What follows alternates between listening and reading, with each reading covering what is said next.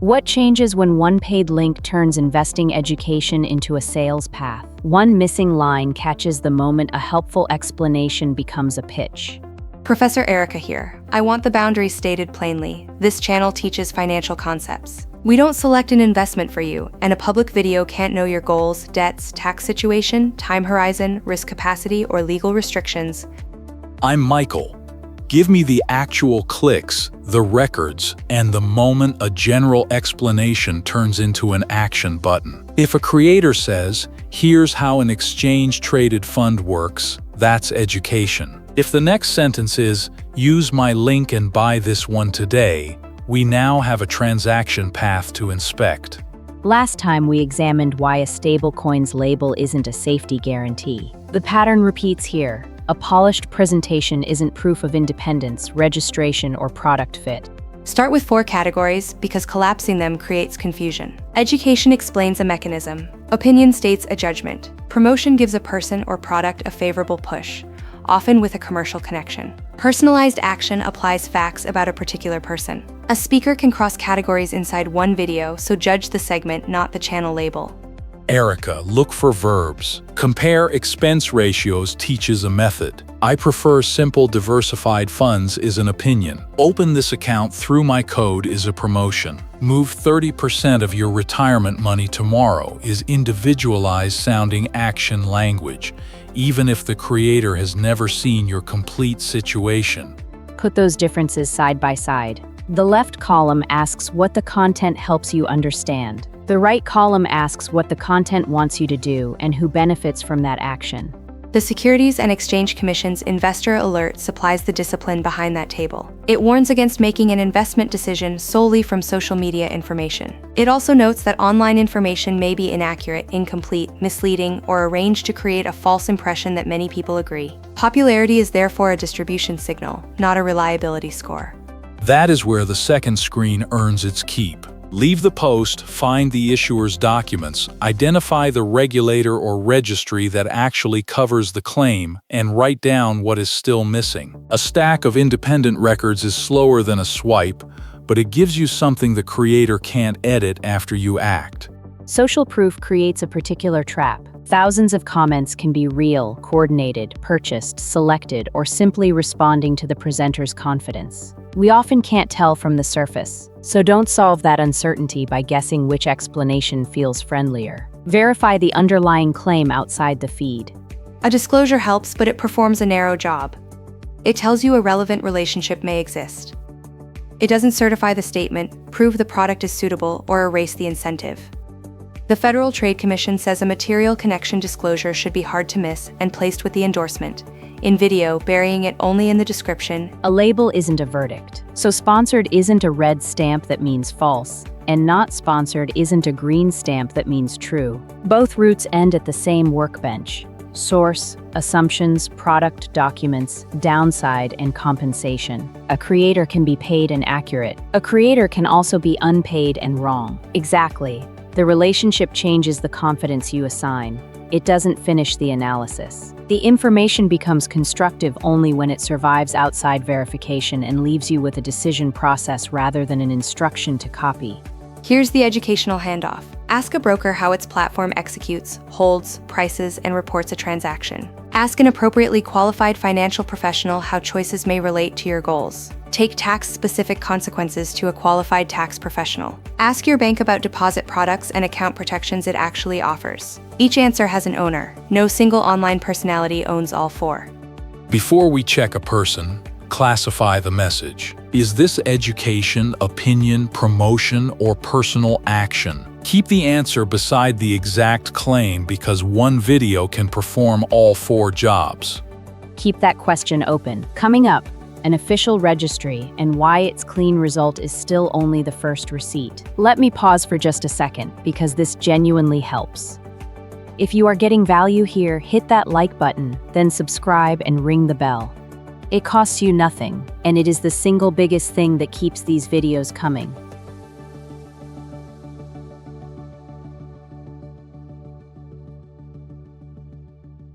Professor Iwata, if a Finfluencer says, "Look me up, I'm registered," what has that actually proved? Trace the line. Registration may help prove identity, status, and which records belong to that person or firm.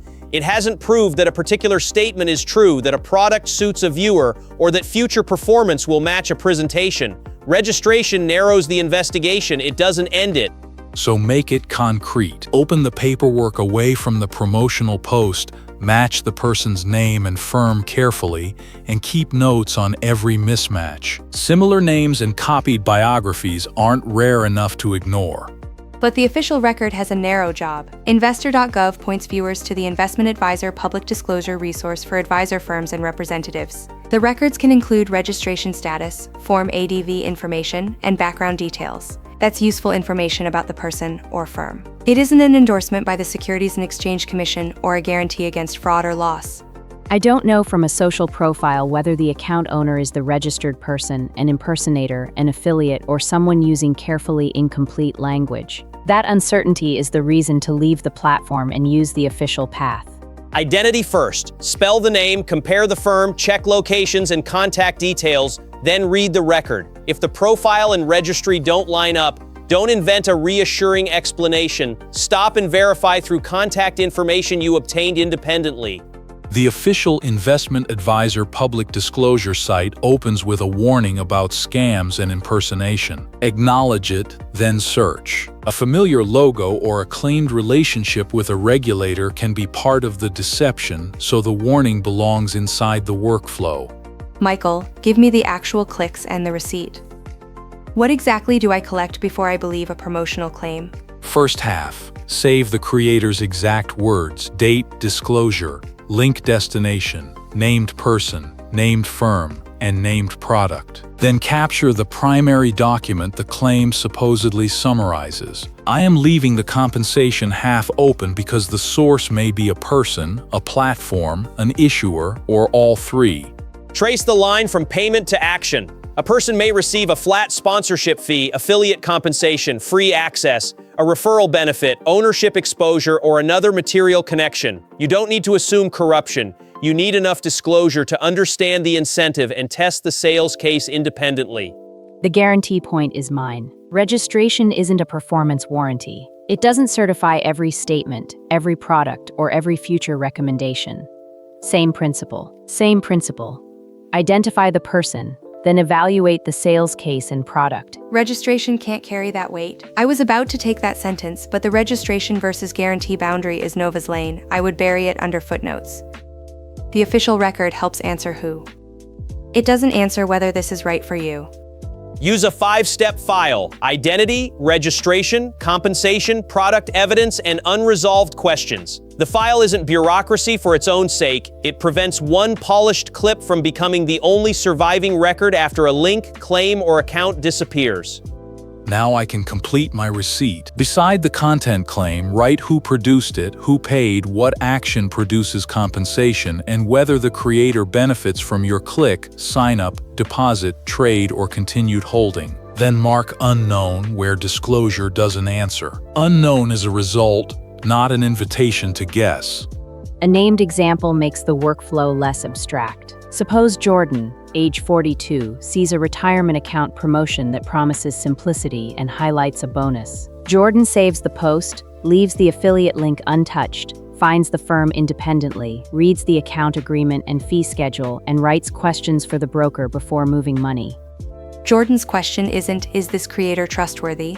That is too broad to answer from presentation style. Better questions are, is the person correctly identified? What relationship is disclosed? What exactly is the account or security? Which fees, restrictions, tax consequences, and conflicts do the primary documents reveal? And what evidence would change the conclusion? A reviewer who can't name disconfirming evidence is often defending an identity rather than testing a claim. The best verification process is willing to stop when the product documents contradict the sales language. One more practical detail: contact the firm through a number or site you obtained independently, not through the message that made the claim. Ask whether the person is affiliated, whether the offer exists, and which document controls. A copied support number can route the whole verification back to the promoter. Professor Iwata, thank you. You have turned do your own research from a slogan into a file someone can actually build. Good. Keep the receipts. Confidence doesn't have an audit trail. The registry answers part of who. The product documents answer part of what. Compensation answers part of why. But what should make Jordan stop before acting?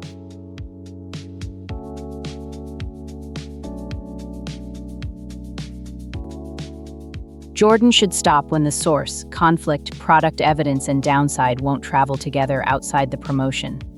Nova, that's the carry from the desk. A video can be edited beautifully and still omit the controlling fee schedule, redemption rule, custody arrangement, or loss scenario. Production quality helps communication. It can't replace missing evidence.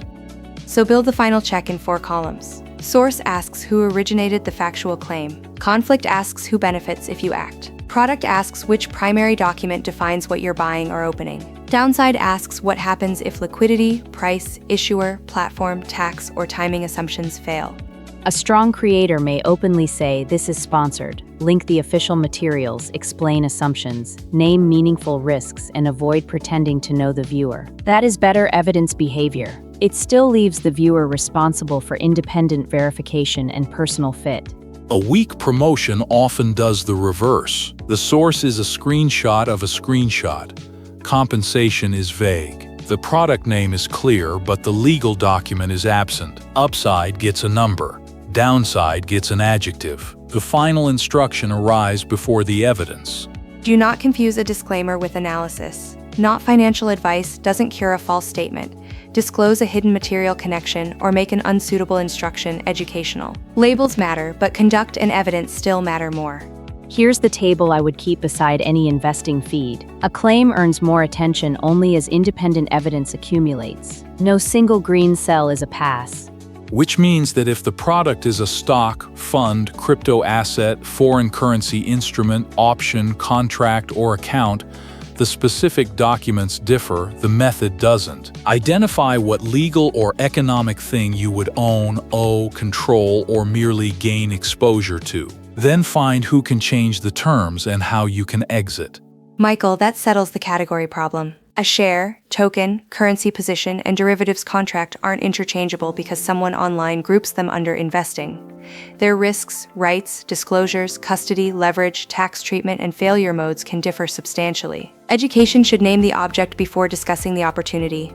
The catch is synthetic media and automated summaries. An AI-generated chart, voice, image, transcript, or market explanation still carries assertions. Realistic alteration may require a platform disclosure, but that label doesn't make the content accurate. Verify the data source, date, transformations, and A label isn't a fact check. Inputs decide the reading. If a chart begins at a convenient date, excludes fees, compares unlike assets, or uses simulated results without a clear label, the polished output can manufacture certainty. The tool may accelerate production.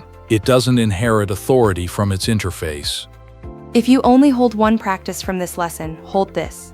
Verify consequential claims in the primary record, not in a second personality's reaction video. Repetition across accounts may be evidence of distribution, copying, or coordination. It is an independent confirmation unless the sources are genuinely independent. that is where I concede 1 point to the feed. Social platforms are excellent discovery engines. Then I reverse it. Discovery is the beginning of research, not the final location of proof.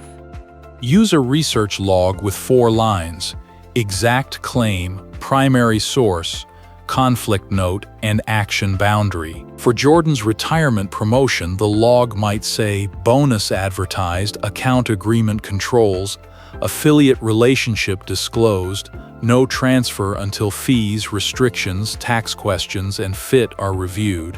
Then compare the claim with the actual documents, slowly enough to notice what disappeared between them. The most important omission is often not a dramatic lie. It is a fee, restriction, assumption, or downside that made the promotion less persuasive. Watch for urgency that blocks verification. Act before midnight. Join before the room closes. Buy before everyone else understands, or move funds before contacting the institution independently. A legitimate time-sensitive rule should still survive a source check. Urgency is a reason to slow the verification process, not skip it. The same principle applies to comments and testimonials. Ask whether the result is typical, what period it covers, which costs were excluded, and whether the person was compensated. One winner story can't define the range of possible outcomes, especially when losing examples never make the edit. Before acting, run the 5-step stop check. Classify the message, match the identity, capture the conflict, open the controlling product documents, and write the downside in a complete sentence. If any step produces unknown, preserve that result and take the question to the appropriate institution or qualified professional. My practical verdict: don't ask whether a Finfluencer is good or bad as your first question. Ask whether this specific statement is sourced, conflicted, product complete, and downside complete. Charisma may open the door, but only transferable records earn the decision. Then bring the right person, the right file. A broker can explain platform records and execution. A bank can explain its account terms and protections. A qualified financial professional can consider goals and risk. A qualified tax professional can address tax facts. None of them should need to reverse engineer the promotion from memory. My recommendation: pause any online investing action until the source, conflict, controlling product record, and downside sit in one file. A useful educational channel should leave you with better questions, not dependency on its next alert. Send this to anyone about to move money from an online pitch. 4 checks: source, conflict, product, downside. If this helped, like the lesson and subscribe to Investing Explained. I have followed a confident explanation before checking its source. Which one of the 4 checks will you do first next time? The one rule to keep: transferable records beat magnetic certainty. Take care, keep the decision yours, and meet us at the next question.